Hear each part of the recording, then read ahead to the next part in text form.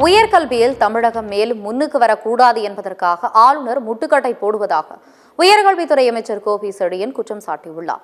தஞ்சை மாவட்டம் கும்பகோணம் அருகே கிருஷ்ணாபுரத்தில் நியாய விலைக் கடையை அமைச்சர் கோபி செழியன் திறந்து வைத்தார். இதனைத் தொடர்ந்து செய்தியாளர்களிடம் பேசிய அவர், மத்திய அரசு பள்ளிக்கல்வித்துறைக்கு தர வேண்டிய பணத்தை தர மறுத்தாலும் நிர்வாகத்திறன் மூலம் கல்வி மற்றும் தொழில்துறையில் முன்னணி மாநிலமாக தமிழகத்தை முதலமைச்சர் மு.க.ஸ்டாலின் மாற்றியுள்ளார் என்று தெரிவித்தார்.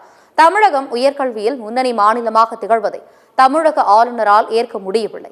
அதனால்தான் பல்கலைக்கழக மசோதாவிற்கு ஒப்புதல் அளிக்காமல் குடியரசுத் தலைவருக்கு அனுப்பி வைத்துள்ளார் என்றும் குற்றம் சாட்டினார்.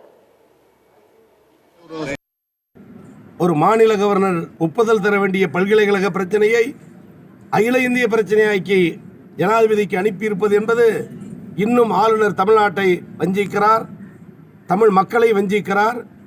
உயர்கல்வி உயர்ந்த நிலைக்கு வரக்கூடாது என்பதற்கு ஆளுநர் முட்டுக்கட்டை போடுகிறார் என்பதற்கான அடையாளம்தான் தான் ஒப்புதல் தர வேண்டிய கலைஞர் பல்கலைக்கழகத்தினுடைய கோப்பை ஜனாதிபதிக்கு அனுப்பியிருப்பது மக்கள் புரிந்து கொண்டிருக்கிறார்கள்.